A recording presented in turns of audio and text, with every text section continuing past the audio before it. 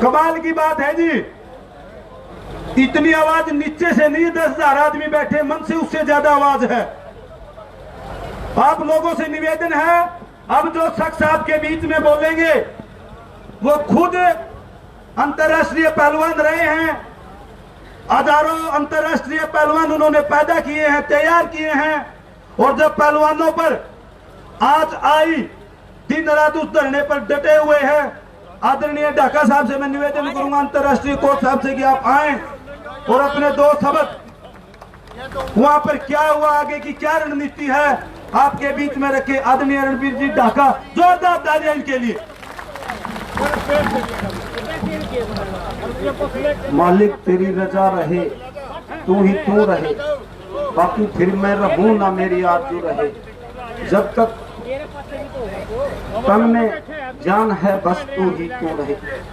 बहुत ही आदर और सम्मान के योग्य परम श्रद्धेय माननीय श्री सत्यपाल जी मलिक और किसान नेता जिन्होंने बहुत बड़ी विजय श्री प्राप्त की, हमारे बीच उपस्थित श्रद्धेय गुरनाम सिंह जी चढ़ूनी और मंच पर उपस्थित सभी सरदारी, सभी प्रधान और सामने उपस्थित मेरी मातृशक्ति और सभी जो हमारे बुजुर्ग हैं सम्माननीय, मैं उनको दिल से सलाम करता हूं, नमस्ते करता हूं, राम राम करता हूं। एक बार जोरदार तालियों से सतपाल जी का स्वागत कीजिए। हमारे बीच एक बड़ी समस्या, विकट समस्या आ खड़ी हुई है और उस समस्या के निवारण के लिए आपसे प्रार्थना करने के लिए आपके सभी आदमी यहाँ पहुंचे हैं, हमारे बुजुर्ग भी पहुंचे हैं, छोटे भी। देखो, मैंने जिंदगी में सच बताऊं इतनी भीड़ का कभी सामना नहीं किया।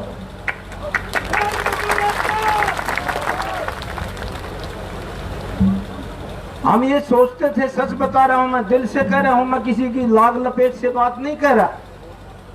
मैं ये सोचता था भाई आदमी विरोध करना छोड़ चुके हैं, मर्द खत्म हो गए दुनिया से, लेकिन यहाँ की ये आभास हुआ मर्द मर्द नहीं, मर्दानी औरत भी यहाँ पर बहुत उपस्थित। मैं सलाम करता हूँ इस टोल को, इस धरती को, इस मातृभूमि को। यहाँ की बहुत ज्यादा ताकत मिली है, शक्ति मिली है, विरोध करने की बहुत ज्यादा ताकत मिली है। मैं दिल से कह रहा हूँ आपके बीच। और बात इन बच्चों की है, अन्याय के विरुद्ध खड़े हैं भाई, और बहुत बड़ी तानाशाह सरकार उसे बचाने के लिए लगे। ये बोलते हैं जब राजा अंधा हो जाए तो सेवा धंधा हो जाए।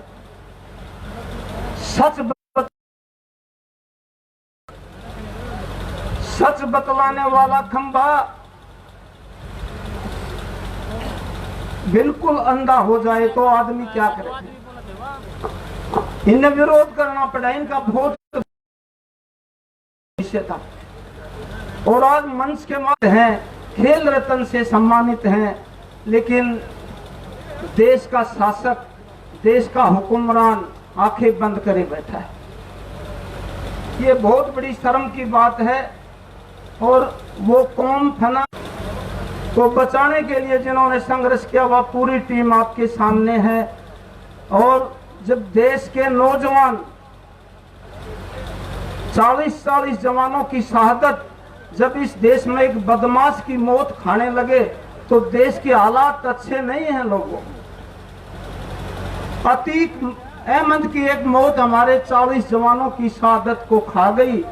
हमारे श्रद्धेय सतपाल जी ने, राज्यपाल जी ने एक मुस्तैदी से एक सवाल खड़ा किया था दुनिया के सामने, लेकिन उस सवाल को गुप्त कर दिया गया, लूट कर दिया गया।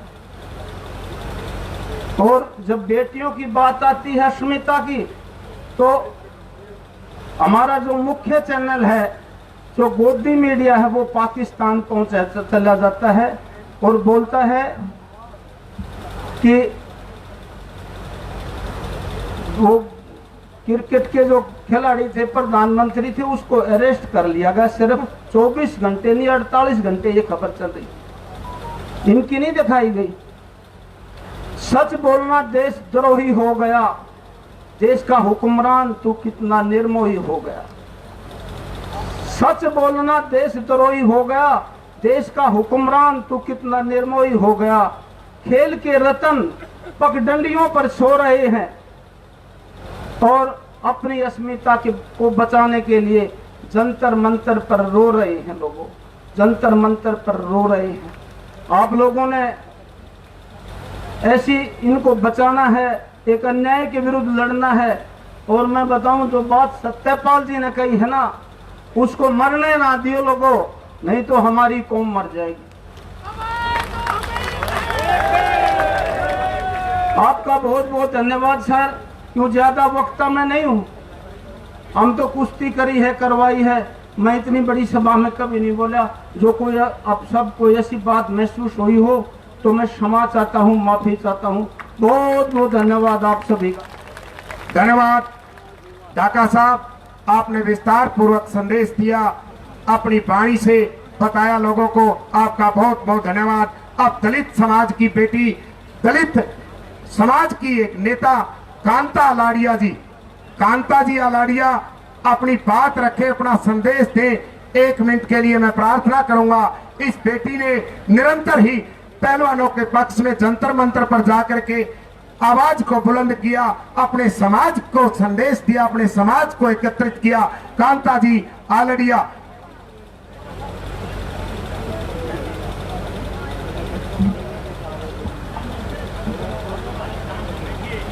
गरीब किसान, शोषित पीड़ित समाज के मसीहा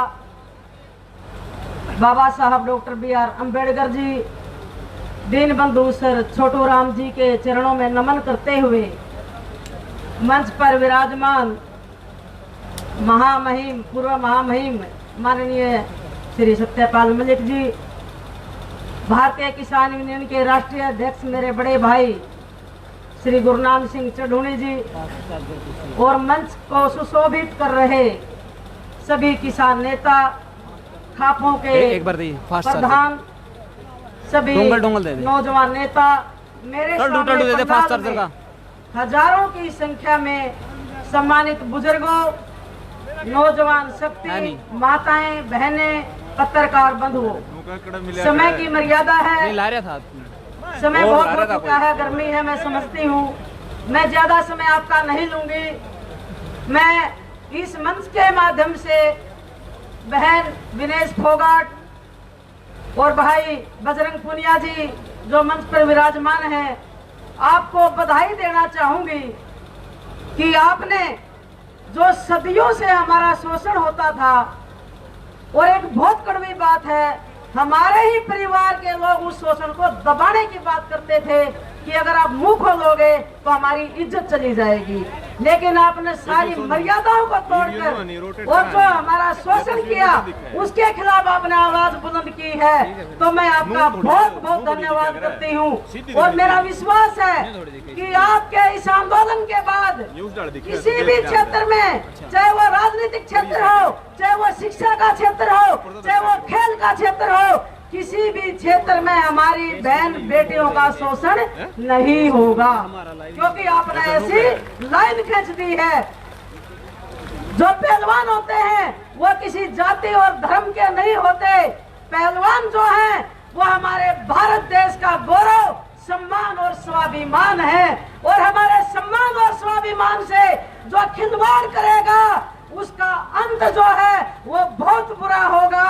और आज पूरा देश ही नहीं, अंतर्राष्ट्रीय स्तर पर आज पूरा विश्व देख रहा है कि भारत के हुक्मरान जो कुर्सी पर बैठकर बेटी बचाओ बेटी पढ़ाओ की बात करते हैं, आज हमारी महिला पहलवानों का शोषण हुआ और FIR दर्ज हुई, लेकिन उस दरिंदे को गिरफ्तार नहीं किया गया। अपनी देसी एक कहावत है कि चोर को तो मारना ही है, लेकिन चोर की माँ को भी मारो। चोर तो ब्रजभूषण है, लेकिन चोर को पैदा किसने किया, हमें यह भी आज देखना पड़ेगा। उस चोर की माँ को भी मारना पड़ेगा। आप सभी यहाँ समझदार लोग बैठे हैं, मैं पूरे दलित समाज की तरफ से माननीय सत्यपाल मलिक जी आपका धन्यवाद करना चाहूंगी। आपने यूनिवर्सिटी के प्रधानी से लेकर विधानसभा, लोकसभा और आप महामहिम तक गए हैं। आपको सब पता, आप एक प्रखर समाजवादी हैं। मैं पहले भी आपके साथ समाजवादी पार्टी में माननीय मुलायम सिंह जी के साथ काम कर चुकी हूं। और समाजवादी कभी ना अन्याय करता है और ना अन्याय को सहन करता है। मैं आपके इस आंदोलन को पूरा दलित समाज की तरफ से समर्थन देती हूं और भाई गुरनाम सिंह चढ़ूणी जी को भी विश्वास दिलाती हूं कि भाई मैं कंधे से कंधा मिलाकर पूरे हरियाणा का दलित समाज, उसमें नौजवान भाई, मेरी महिलाएं, सबके सब आपके साथ कंधे से कंधा मिलाकर इस आंदोलन को जीत के घर आएंगे। जैसे किसान आंदोलन को हमने जीता था, हमें घबराने की जरूरत नहीं है। हम कमेरा वर्ग से आते हैं, हम कमा के खाने वाले, हम हराम का खाने वाले नहीं हैं। इसलिए हराम का खाने वालों अब सावधान हो जाओ, अब कमेरा वर्ग जाग चुका है। एक विनती मैं गांव के अपने बुजुर्गों से करना चाहूंगी कि ग्राउंड पे आप अपने मजदूर भाइयों से प्यार से उनको गले लगाओ, उनकी इज्जत करना शुरू कर दो, उनका शोषण करना बंद कर दो, किसान मजदूर एक हो जाओ। ये लुटेरे अपने आप कुर्सी छोड़कर भाग जाएंगे, ये मेरा दावा है। और मैं बहन सोनिया दून को भी विश्वास दिलाती हूँ कि जब आप पैदल यात्रा लेके आएंगी और रोहतक पहुँचेंगी तो पूरे दल बल के साथ आपका वहाँ पर स्वागत किया जाएगा। और 28 तारीख की महिला संसद में भी हरियाणा की दलित समाज की हजारों महिलाएं आपके प्रोग्राम में शामिल होंगी। इन्हीं शब्दों के साथ मैं आप सबका बहुत बहुत धन्यवाद करती हूँ। अपनी महिला बहनों का भी धन्यवाद करती हूँ जो इतनी गर्मी में आप बैठे हुए हैं। बुजुर्गों का भी धन्यवाद करती हूँ। और जिन महिलाओं ने मेहनत करके इस भीड़ को जुटाया है, गांव-गांव में जाकर प्रचार किया है, उनकी भी मैं बहुत अति आभारी हूँ। आप सबका बहुत बहुत धन्यवाद। जय भीम, जय भारत, जय संविधान, जय सर छोटू राम। धन्यवाद कांता जी, बड़े विस्तार पूर्वक आपने अपनी बात रखी, आपका बहुत बहुत धन्यवाद। हेलो। और बहन कांता जी ने जो बात बताई, जो ये राजनीतिक लोग डाइवर्ट करे नहीं बाता ने, या बात उस मुंह पे तमाचा है कि भाई एक जात तो जोड़े हैं। दलित समाज ने भी हमारी बहनों के इस आंदोलन को पूर्ण समर्थन दिया, उनका बहुत बहुत धन्यवाद। और मैं माफी चाहूंगा भाई हरदीप ढिल्लो, हमारे इस क्षेत्र का एक नामचीन चेहरा, उनसे निवेदन वो भी एक बार खड़े होकर के अपने चाचे ताऊआ का देसी भाषा में को आशीर्वाद ले। जोरदार तालियां भाई हरदीप ढिल्लो के लिए। जोड़ा गांव से है भाई पंडित जी। अब जिस शख्सियत को मैं बुलाने जा रहा हूं, उसका 13 महीने के किसान आंदोलन में कितना सहयोग रहा, समर्थन रहा, आप सब उसको जानते हैं। भारतीय नौजवान किसान सभा के प्रदेश अध्यक्ष है आदरणीय अभिमन्यु जी कोहाड़। अपने संदेश देंगे, अपनी बात रखेंगे। आदरणीय भाई अभिमन्यु जी कोहाड़ आए और अपनी बात रखे, अपना समर्थन दे, अपना सहयोग करे। आदरणीय अभिमन्यु जी कोहाड़।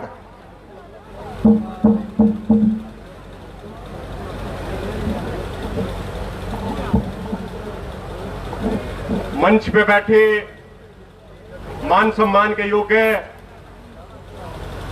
तमाम महानुभाव, मेरे सामने बैठे हुए हरियाणा के कोने कोने से आए हुए नौजवान साथी, बुजुर्ग, हमारी माताएं बहनें, हमारे पहलवान साथी, सबसे पहले आप सबको हाथ जोड़ के राम राम है। और वक्ता बहुत ज्यादा है, इसलिए 5-6 मिनट में अपनी बात को खत्म कर दूंगा। साथियों, जो महान व्यक्ति आज मंच पे बैठे हैं, आदरणीय सत्यपाल मलिक जी के बारे में एक घटना बताना चाहता हूं आपको, जिसका मैं निजी तौर पे गवाह रहा। जब आदरणीय सत्यपाल मलिक जी जम्मू कश्मीर के गवर्नर नियुक्त किए गए थे, तो उस समय मेरी एक बार इनसे मुलाकात हुई थी श्रीनगर में। 2013 से मैं भी कश्मीर के गांव-गांव में जाता रहा हूं, लेकिन उस समय गवर्नर साहब की नियुक्ति से पहले अक्सर क्या होता था कि जो बड़े बड़े सिफारशी लोग होते थे या बड़ी बड़ी डिग्री वाले लोग होते थे, वो श्रीनगर में जाते थे, सर्किट हाउस में बैठते थे और रिपोर्ट बना के कहते थे भाई ये लागू कर दो, लेकिन उनसे कभी ज्यादा सुधार नहीं हुआ। हम कश्मीर के गांव गांव में गए और किसी एक महान व्यक्ति के माध्यम से आदरणीय सत्यपाल मलिक जी तक संदेश पहुंचाया कि एक बार हम आपसे मिलना चाहते हैं। तो आदरणीय सत्यपाल मलिक जी ने बिना देर लगाए हमें समय दिया। साथियों, एक किसान का बेटा ही किसान के बेटे को समय दे सकता है, उसके अलावा कोई राजनेता मिलने का समय नहीं दे सकता। और वहां पे सत्यपाल मलिक जी से लगभग आधे घंटे तक चर्चा हुई।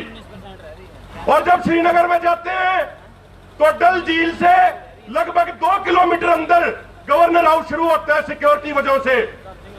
तो हमारे हाथ में सिर्फ एक जोड़ा था, हम पैदल पैदल जा रहे थे। वहां तक पहुंचे, जब मैं मलिक साहब से चर्चा हुई, आदरणीय मलिक साहब से मिलकर बाहर निकले, तो जम्मू कश्मीर की राजनीति का एक बहुत बड़ा व्यक्ति बाहर बैठा इंतजार कर रहा था।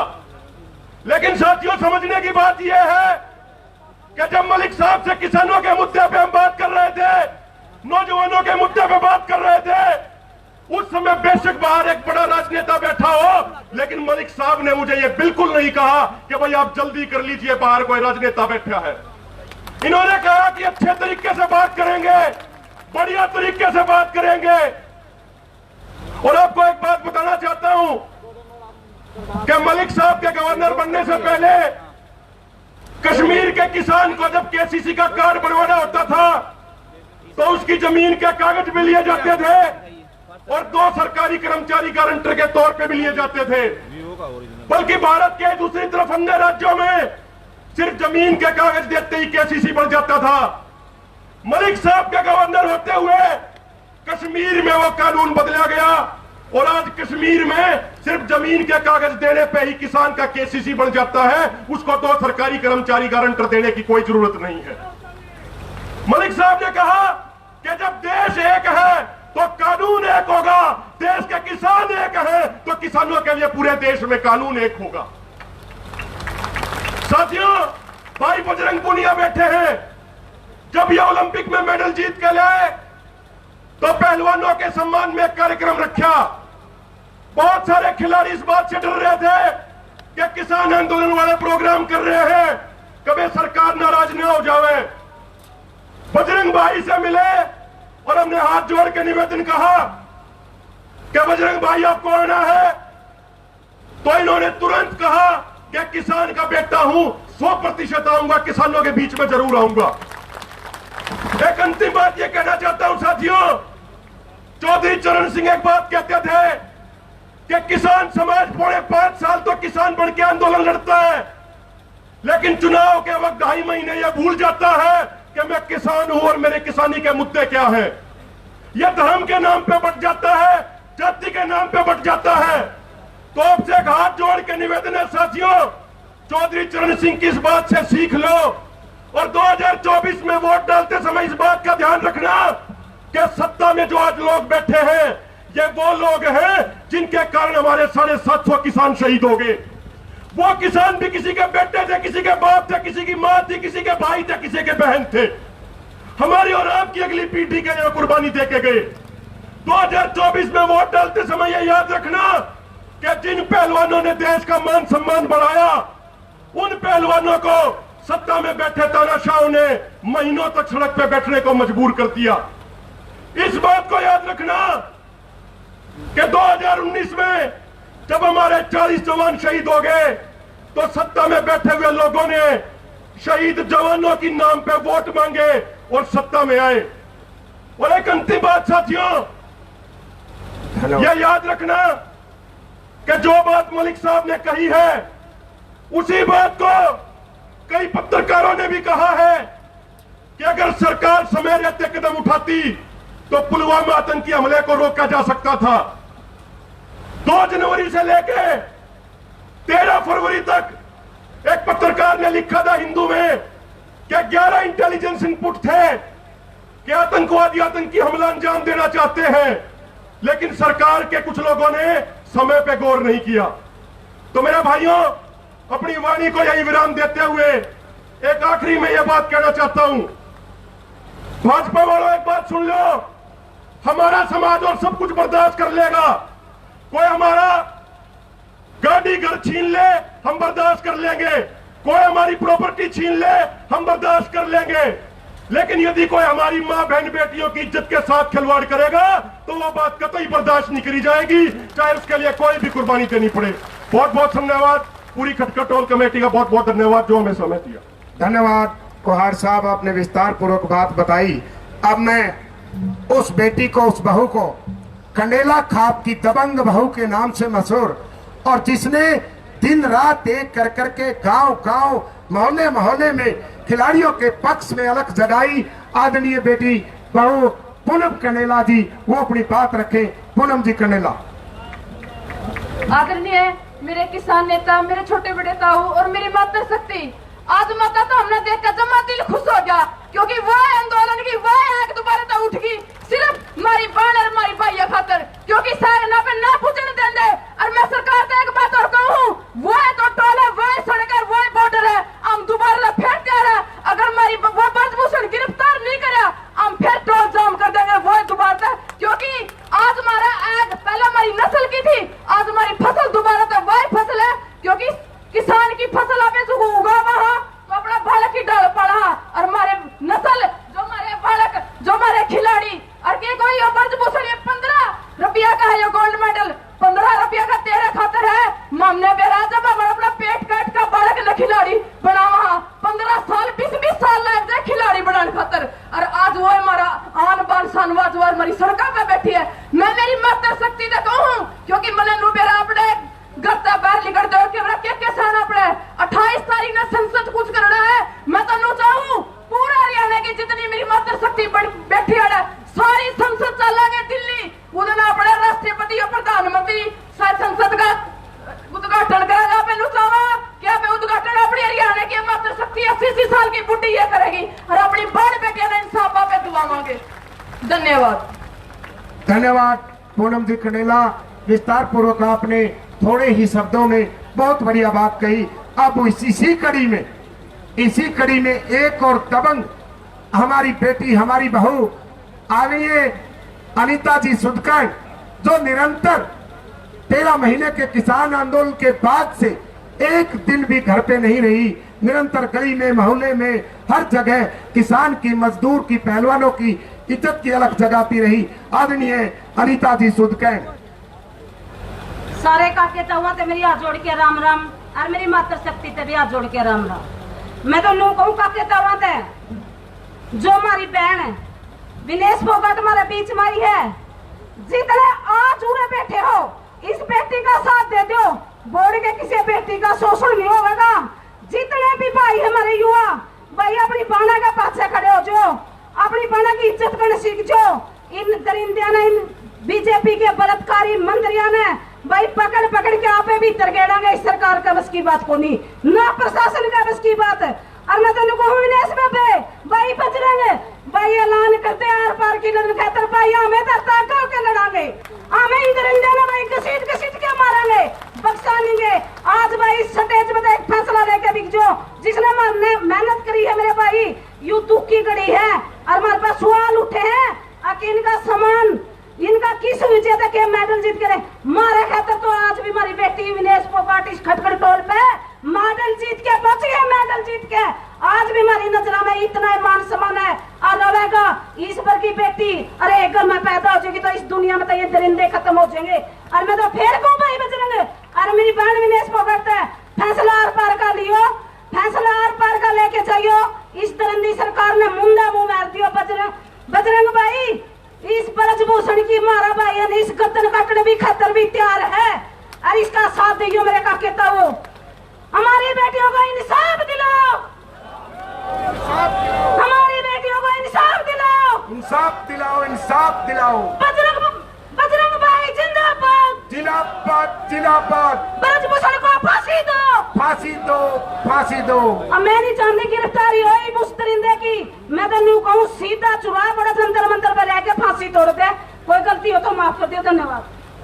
बहुत बहुत धन्यवाद बेटी, आपने अच्छी प्रकार से बताया, और ये भी कहा कि हर समय एक काल पर ये पूरे का पूरा समूह खिलाड़ियों के पक्ष में हमेशा तैयार रहेगा। अब मैं प्रार्थना करूंगा आदरणीय प्रोफेसर रामवीर यूपी से, अलीगढ़ से, आदरणीय प्रोफेसर साहब रामवीर जी अलीगढ़ यूपी से मलिक साहब के साथ पहुंचे और इनके बड़े साथी रहे, निकटतम साथी रहे संघर्ष की लड़ाई में, वो आए और अपनी बात रखे।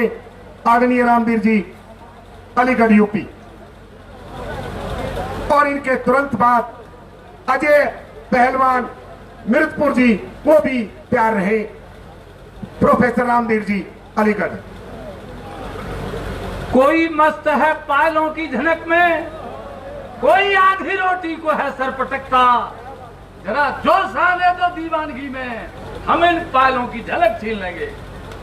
ये बागे चमन के ये गुंजे ये पौधे जो सींचे गए हैं तुम्हारे लहू से, जरा जोश आने दो दीवानगी में, हम इन गुलों की महक छीन लेंगे। दोस्तों, आदरणीय चंदूनी जी के नेतृत्व में एक बड़ी जानदार आवाज उठी है। दोस्तों, उस आवाज में अपनी आवाज और संकट ध्वनि मिलाने के लिए एक युगांतकारी क्रांतिकारी आवाज के रूप में भाई सत्यपाल मलिक बैठे हैं महामहिम। मैं आपको और इन दोनों बड़े लीडरों को प्रणाम करता हूं। मैं एक अदना सा कार्य करता हूं इस भूमि पर, कुरुक्षेत्र की भूमि पर, जीत की भूमि पर, जो क्रांतिकारियों के रूप में और युगांतरकारी कृष्ण के संदेश के रूप में जानी जाती है। ये पावन भूमि जो दीनबंधु छोटू राम की मही रही है, इस रज को भी प्रणाम करता हूं और सौभाग्य समझता हूं कि इस पावन भूमि में मुझे आपने बोलने का संदेश दिया है। दोस्तों, यह महाभारत हुआ था, उसका मूल कारण द्रौपदी थी, और ये महाभारत का आगाज फिर हो रहा है। दिल्ली की सरकार सावधान हो जाए, ये विनेश फोगाट और साक्षी मलिक नहीं, बल्कि द्रौपदी की हुंकार है जो तख्त को हिला देगी। दोस्तों, बेटी बचाओ बेटी पढ़ाओ का नारा देने वाली सरकार जो एक झूठ बोलती है और जब तक वो झूठ फैल नहीं जाता तब तक दूसरा झूठ शुरू कर देती है। ये आवाज उस दिल्ली की तख्त नशीन सरकार को सावधान करना चाहती है कि कहीं ये आवाज द्रौपदी की आवाज न बन जाए और ये सिंहासन का जर्रा जर्रा नहीं जाए। दोस्तों, एक ऐसा प्रधानमंत्री मिला आपको जो हर महीने नया झूठ बोलता है। उसके झूठ को उजागर करने के लिए, पुलवामा का सत्य बताने के लिए आपके पास एक युगांतरकारी व्यक्तित्व आया है सत्यपाल मलिक के रूप में। जब चारों तरफ कुहासा है, अफरा तफरी है, सत्य बंद किया जा रहा है, उस समय कृष्ण की ध्वनि की तरह सत्यपाल मलिक की आवाज सुनिए और आगे बढ़िए। मैं आपको बताना चाहता हूं क्योंकि समय है कि है सत्यपाल सुनाम देश में उठती हटी जवानी का, है सत्यपाल सुनाम यहाँ उमड़ते हुए बख्श बलिदानी का, है सतपाल वो नाम जिसे इतिहास समाज अरब देगा, है सतपाल वो नाम जिसे युग भी अंकित कर लेगा। आप सत्यपाल मलिक की आवाज सुने। मैं प्रणाम करता हूं आपको और उनकी आवाज के बीच में रोड़ा नहीं बनना चाहता। धन्यवाद। धन्यवाद प्रोफेसर साहब, धन्यवाद। और पंडित जी एक मिनट, अब आपके बीच में सिर्फ तड़के के बैठे यहाँ पे आधा घंटा, और सिर्फ आधा घंटा के ठीक 30 मिनट बाद सत्यपाल मलिक जी और आप बीच में कोई तीसरा आदमी नहीं होगा, आपको विश्वास दिलाते हैं। और अब मैं निवेदन करूंगा भाई बजरंग पुनिया से कि वो आए और यहाँ बैठे हुए अपने चाचे ताऊओं से, चाची ताइयों से, अपने युवा साथियों से, एक तो मोदी के आग्रह मन की बात बना हुई, आप इन गलत काम की बात करो और बिल्कुल आप लोग बैठ जाओ जी। आपने एक बात बतावा, एक मिनट सरपंच साहब, भाई पत्रकारों ध्यान से एक बात सुन लो, ये एरिया जींद का है, जे छो में आगे भाई मारते भी बाहर की बात होगी, बढ़िया होगा, आप लोग व्यवस्था बना लो। भाई बजरंग पुनिया उनसे निवेदन हुआ है। और आपने एक बात बता दूं, रुको ताऊ मेरे 1 मिनट रुको भाई, फोन नीचे करियो, सुनो जे ध्यान से सुनोगे, वह बात है पहलवानी करी हो रही है ना। भाई ने कदे भाषण दिया, पहला क्या करे भाई 2-4 बात आवे हैं, जे नून ध्यान दे दिया वह भी लिकड़ जाएगी। ध्यान से बात सुनियो भाई, बजरंग पुनिया बात के बीच में।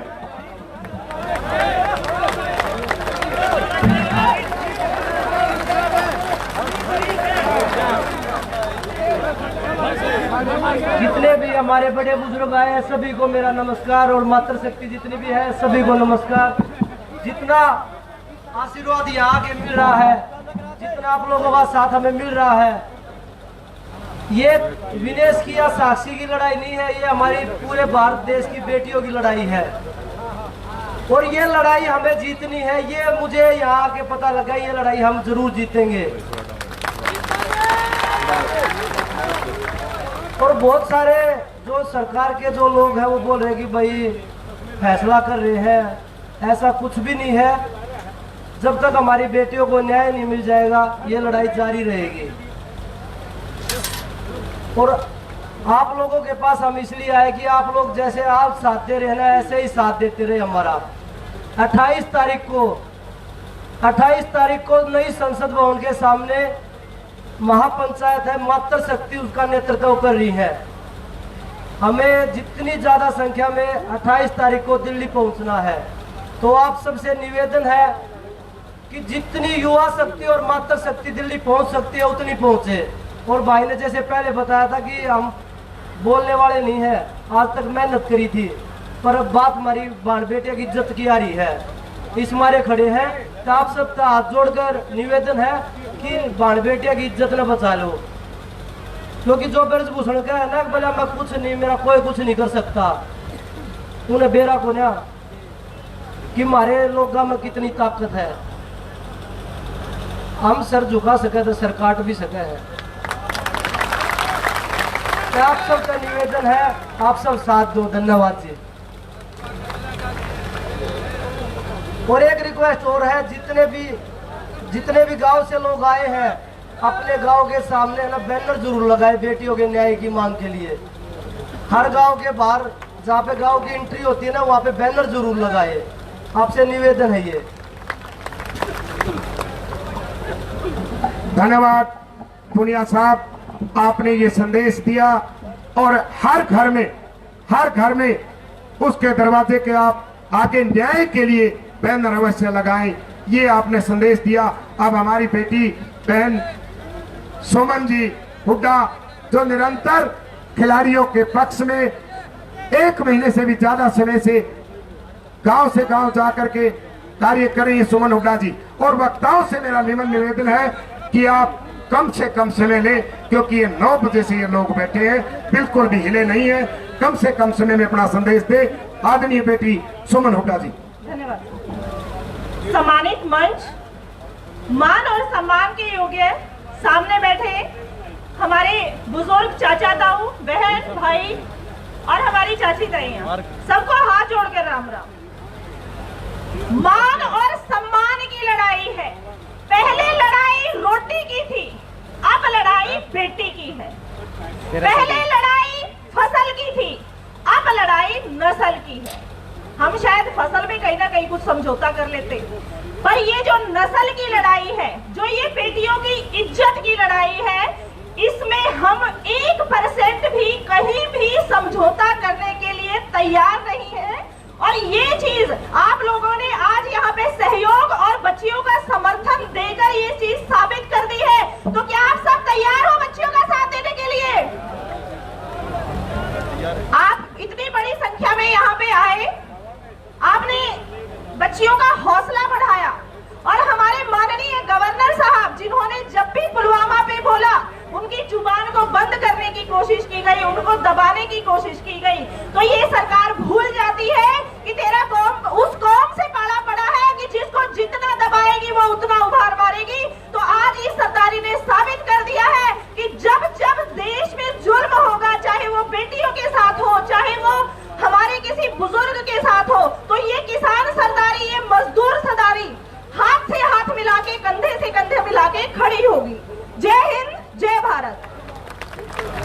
धन्यवाद सुमन जी हुड्डा। और आपने अपनी बात रखी, अपना संदेश दिया, आपने इस कौम के बारे में बताया कि ये संघर्षशील किसान कौम है। आपका बहुत बहुत धन्यवाद। अब आपके सामने जो इंसान आएगा, ध्यान तो सुनियो चाचे, वो या सरकार जो आवाज उठावा उसने इनाम जरूर देवा है। सत्यपाल जी ने आवाज उठाई, देख लो के लाग रहे हैं करने। अरे एक भाई जो अपने बीच मत है, मिडिल क्लास फैमिली मत है, अंतरराष्ट्रीय पहलवान बने और ईब अंतरराष्ट्रीय पहलवान तैयार करने लाग रहे हैं। जंतर मंतर पर दिन रात रहे हैं, उनकी अकेडमी बैन कर दी। लेकिन उन भाइयों ने पाछे हटके नहीं देखा और वो बिल्कुल उसी तरह जुकर पहला लाग रहे थे, उससे भी ज्यादा जंतर मंतर पर अपनी हाजिरी दे हुए हैं। पहलवान अजय पहलवान मिर्चपुर जियों से निवेदन है वो आए और टाइम का ध्यान रखते हुए जो भी उनकी बातें यहाँ बैठे हुए जनसमूह को बताने का काम करें। और आपसे भी निवेदन है, ध्यान पूर्वक सुने। भाई अजय पहलवान मिर्चपुर। सबसे पहले मेरा हाथ जोड़कर नमस्कार आपको, मेरे पिता तुल्य बुजुर्गों, मेरी माताओं, बहनों, नौजवान साथियों। हमारे बीच में वक्ता जो सतपाल मलिक जी, गुरनाम चढ़ोनी जी हैं, और हमारी बहन विनेश फोगाट, जो खिलाड़ियों के लिए लगातार अन्याय याद से नहीं और ना ये अकेला ये कुश्ती के लिए कुश्ती का जो पता चला है, जो ये पूरा इलाका सर्कल कबड्डी से जुड़ा हुआ है। पता नहीं क्या क्या इनमें गोर के धंधे खेलों में होते रहते हैं और हमारे खिलाड़ी आप लोगों तक वो चीजें नहीं बता पाते। उसके कई कारण होते हैं, पैसों की खरीद फरोख्त के सिस्टम है और चीजें हैं, बहुत तरीके से शोषण जो ये फेडरेशनों में लोग कर रहे हैं, बड़े बड़े अधिकारी बन के, बड़े बड़े पॉलिटिशियन बन के, जो लगातार खेलों का सत्यानाश करने पर तुले हुए हैं। वो काफी लंबे समय से गलत प्रक्रियाएं चलती आ रही है और मैं धन्यवाद देता हूं अपनी बहनों को जिन्होंने एक आदमखोर व्यक्ति के खिलाफ इतना बड़ा जन आंदोलन खड़ा करने में आप लोगों के सहयोग से जो शुरू किया है। तो मैं चाहता हूं जब लग ब्रजभूषण शरण सिंह को गिरफ्तार नहीं किया जाता तब तक आप लोग कंधे से कंधा मिलाकर के ऐसे ही खड़े रहेंगे। मुझे आपसे यही उम्मीद है। और रही अकेडमियों को निलंबित करने की बात, ये तो एक अकेडमी ऐसी 10-20 अकेडमियों को निलंबित कर दो, कोई फर्क नहीं पड़ने वाला। आप लोगों का सहयोग समर्थन हमें यूं ही मिलता रहे, उसके लिए हम आपके सदा आभारी रहेंगे। बहुत बहुत धन्यवाद। भाई अजय, आपको एक बात बता दिया, जब ये लोग दिल्ली लग जा सके हैं, मेरे पर तो 2 डिंग पर पाए पहुंच जाएंगे जी कि मैं गड़बड़ करेंगे, पहुंच जाओगे। और अब आपके बीच में जे पे कवाई सब कुछ मिल लिया, गोल्ड मेडलिस्ट भी हैं, इब भी इनका जो करियर कवा पे चरम पे है, लेकिन इनका गलत हो, इनकी आवाज उठाई खुद खातर नहीं, जे समझनिया हो या आवाज जो अपनी प्योद तैयार होने लग रही है, जो भी अपनी बहन बेटियां 5वीं 7वीं 8वीं में पढ़े हैं और गलत कुश्ती की तैयारी करे हैं, ताकि उनके साथ भविष्य में ऐसा ना हो, उसके खिलाफ आवाज उठाई है। बहन बबीता फोगाट जी, उनसे निवेदन करूंगा कि वो आए और एक मैं बिल्कुल माफी चाहूंगा, हाथ जोड़ करके माफी चाहूंगा। बहन विनेश फोगाट जी, और अपना कौन उस बात पर नहीं जाना चाहते, भीतर में बहुत कुछ है जो बोल दिया, लेकिन विनेश फोगाट बहन जी बोले उससे पहले मैं आपको एक बात बता दूं, जींद का एरिया का दायित्व दूना बना है।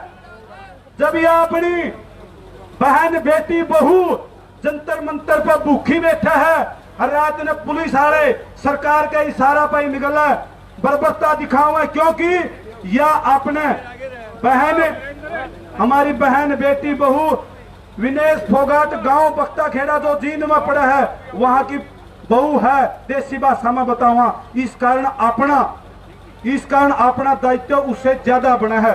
और मैं निवेदन करूंगा बहन विनेश फोगाट से, जो भी तरमा हो, जो आप पूरे बैठे लोग चाहते हो के ब्रजभूषण के मोदी डरने की जरूरत नहीं है, जो भी तरमा हो वह बात सिर्फ मुंह तक काढ़िए, लागू करना उरे बैठे लोगों का काम है। अब आपके बीच में बहन विनेश फोगाट।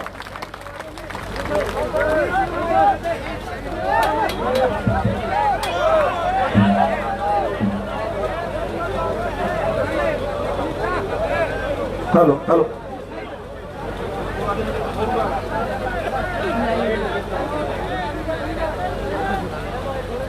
जितने भी हमारे बड़े बुजुर्ग, मेरी ताई चाची, सत्यपाल मलिक सर, आप सब जो हौसला दे रहे हो, मैं आपको भी नहीं पता है शायद आप कितनी ताकत और कितना हौसला देने का काम कर रहे हो। आपको पता है कि लोग बोलते थे कि हरियाणा में लड़कियों को बाहर नहीं निकालते हैं, अभी उसी हरियाणा में हम बैठे हैं, लड़कियों को बाहर निकाल के उनके पीछे ताकत देने का काम कर रहे हैं। जब हम पहले दिन बैठे थे तो हमें ये डर था कि हम एक ऐसे मुद्दे को लेके बैठे हैं कि शायद हमारे घर वाले भी आके हमें मारेंगे कि तुम ये क्या कर रहे हो, क्योंकि एक ऐसी लड़ाई थी जो इतने सालों तक लड़कियां इस दुख और दर्द में सहन कर रही थी। आत्मा रोकती थी अंदर से, जैसे आप लोग 13 महीने बॉर्डर पे बैठे जब दुखी हो रहे थे तो आत्मा रो रही थी, लेकिन कुछ कर नहीं पा रहे थे, हम बहुत लाचारी महसूस हो रही थी। ऐसे ही 12 साल से हम लाचार महसूस कर रहे थे। एक एक दिन ऐसे लग रहा था कि या तो मर जाए या कुछ कर जाए। 12 साल लगे हमें बोलने में, ऐसे दरिंदे के खिलाफ में जो लड़कियों को बिल्कुल नोच नोच के खा रहा था। आप सबको पता है कि आप सब कितना लड़कियों को आगे बढ़ाने के लिए अपना सब कुछ दांव पे लगा देते हैं, जमीन बेच देते हैं, अपना खुद खाना नहीं खाते लेकिन बच्चों को देते हैं ताकि वो पहलवान बन जाए या कोई भी बड़ा खिलाड़ी बन जाए, ओलंपिक में मेडल ले आए। और वो आदमी ऐसे नोच के खा रहा था, लड़कियां घर पे भी नहीं बता पाई थी कि हमारे साथ में हो रहा है तो हो क्या रहा है। बहुत सारी लड़कियां आके सामने रोती थी कि दीदी ऐसे ऐसे कर रहा है, लेकिन फिर वही मजबूरी में उनके साथ बैठ के हम भी रो लेते थे कि चलो थोड़ा सा दुख दर्द अपना कम कर लेते हैं, लेकिन हम कर कुछ नहीं सकते। एक दिन ऐसा मौका आ गया कि अभी या तो कर लेंगे या मर जाएंगे। जब पहली बार बैठे तो हाथ पे जान लेके बैठे थे कि हम अब मरने के लिए तैयार है, लेकिन अभी कोई जान लेने वाला ही नहीं मिल रहा हमें। सब कुछ चुप बैठे हैं, हर कोई बेटी बचाओ बेटी पढ़ाओ, बेटियों के लिए ये कर दिया, बेटियों के लिए वो कर दिया। मेडल लेके आते हैं तो फोटो खिंचवाते हैं, तब हमें ये लगा था कि ओह देश में तो बहुत इज्जत होती है मेडल वालों की। लेकिन अभी 1 महीने से रोड पे बैठे, अभी पता चल गया कि ये जो तंत्र जंत्र जितने भी हैं वो कितनी इज्जत करती हैं बेटियों की। दुख होता है बहुत कि आप लोगों को भी हम दुखी कर रहे हैं। आपने जन्म दिया है, इतना बड़ा किया है, इस मुकाम पे पहुंचाया है, फिर उसी सड़क पे आके हम बैठ के आप लोगों को दुखी कर रहे हैं। लेकिन तिरंगे की आन और पान और शान की लड़ाई है। एक विश्वास मैं आप सबको दिलाना चाहती हूँ, यहाँ से जान चली जाएगी लेकिन शान को नहीं जाने देंगे।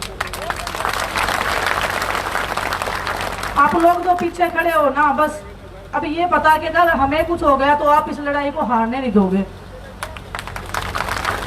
आप लोगों ने 13 महीने जो संघर्ष किया था, जो जीत का एक मार्ग सिखाया था, मैच पे तो जीतने का आप लोगों ने हिम्मत दिया था कि बेटा कुछ नहीं, हार जीत तो चलती रहती है, लेकिन यहाँ हार नाम का कोई ऑप्शन है नहीं हमारे पास, सिर्फ जीत और जीत हमारे लिए रास्ता है। तो आप सबसे मैं निवेदन करती हूँ, हाथ जोड़ के अपील है। मुझे पता है कि अपने परिवार से ऐसे हाथ भी नहीं जोड़ते हैं, अपील भी नहीं करते हैं, आप लोग हमारे साथ खड़े हो, लेकिन मैं चाहती हूँ कि 28 तारीख को जो हमारे बड़े बुजुर्गों ने, खाप पंचायतों ने, किसान संगठनों ने, जितने लोगों ने, बड़ों ने फैसला लिया है कि 28 तारीख को हम जाएंगे और संसद भवन के सामने हम महापंचायत करेंगे, तो मैं चाहती हूँ कि आप सब लोग वहाँ पे आए और पूरे देश को दिखना चाहिए कि हम अपनी बेटियों के लिए जान दे सकते हैं। लेकिन आत्म सम्मान की अगर लड़ाई आई तो आत्म सम्मान हमारे सबसे पहले है। 28 तारीख को आप लोग आओगे तो एक अपील जरूर है मेरी, जैसे 13 महीने किसान आंदोलन में आपने शांति और अनुशासन का पालन किया था, कोई भी ऐसी चीज जो सरकार चाहती है या जो ब्रजभूषण चाहता है कि हम गलत करें, उसको बचने का मौका मिल जाए, वो गलती हम ना करें। हमें कोई भी ऐसा काम नहीं करना है जिससे हमारी लड़ाई कमजोर हो जाए या हमारे ऊपर बात आ जाए या ब्रजभूषण को बचने का मौका मिल जाए। तो शांति प्रिय तरीके से अगर हम जाएंगे, अगर हम अपनी लड़ाई लड़ेंगे तो जीत ज्यादा दूर नहीं है। और अगर आज हम यहाँ से जीत गए तो वो ओलंपिक मेडल से भी बड़ी जीत होगी। वो आने वाली जितनी भी बच्चियां हैं जो रोती थी, वो सामने मुस्कुराएंगी तो हमारा भी दिल मुस्कुराएगा कि हमने कुश्ती के लिए कुछ किया है। हमारे गेम सामने है, बिल्कुल पेरिस ओलंपिक्स हम खेलना चाहते हैं, लेकिन हम हर वो चीज दांव पे लगा सकते हैं सिर्फ इसीलिए कि हमारे आने वाले जितने भी खिलाड़ी हैं वो ये ना बोलें कि हमारे जितने बड़े पहलवान थे वो मेडल लेके घर तो बैठ गए लेकिन हमारे लिए कुछ नहीं करके गए। हम उनके लिए करके जाना चाहते हैं, उनके आत्म सम्मान को हम बचाना चाहते हैं कि जो हम लोगों ने झेल लिया वो आने वाली जो हमारी जनरेशन है, जो छोटी छोटी बच्चियां हैं जो भी फोटो खिंचवाते हैं कि दीदी आपके जैसे बनना है, उनका वो सपना ना टूट जाए। कहीं आप लोगों का आत्मविश्वास कहिए ना टूट जाए कि हमें खिलाड़ी बनाएं या नहीं बनाएं इनको। आप खिलाड़ी बनाओ, आप ताकत के साथ में खिलाड़ी बनाओ, उस जोश के साथ में खिलाड़ी बनाओ। आगे का रास्ता वो हम क्लियर करेंगे। ब्रजभूषण एक है ये तो, लेकिन जितने दरिंदे बैठे हैं हम सबको मारने का काम करेंगे।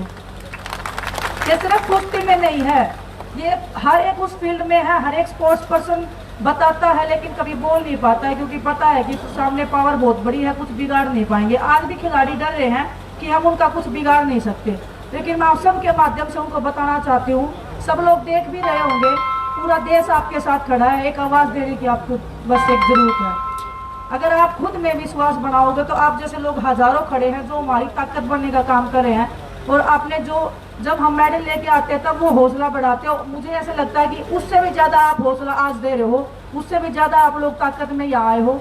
तो अभी हमें हर दिन शंका होती है कि हम जीत भी पाएंगे या नहीं जीत पाएंगे, क्योंकि चारों तरफ से हमें मारने की कोशिश की जा रही है कि इनको कैसे तोड़ा जाए, इनको कैसे पीछे हटाया जाए। लेकिन आज हमें विश्वास हो गया है कि अभी जीत ही जीत हमारा रास्ता है।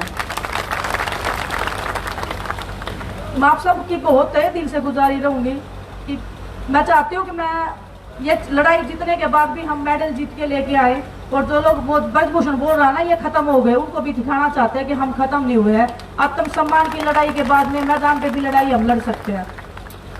आप लोगों का तहे दिल से शुक्रिया, और बस मैं यही बोलूँगी कि हमारी मिट्टी, हमारा खून इतना कमज़ोर नहीं है कि ऐसी लड़ाई भी हम ना जीत पाए। धन्यवाद आप सबका।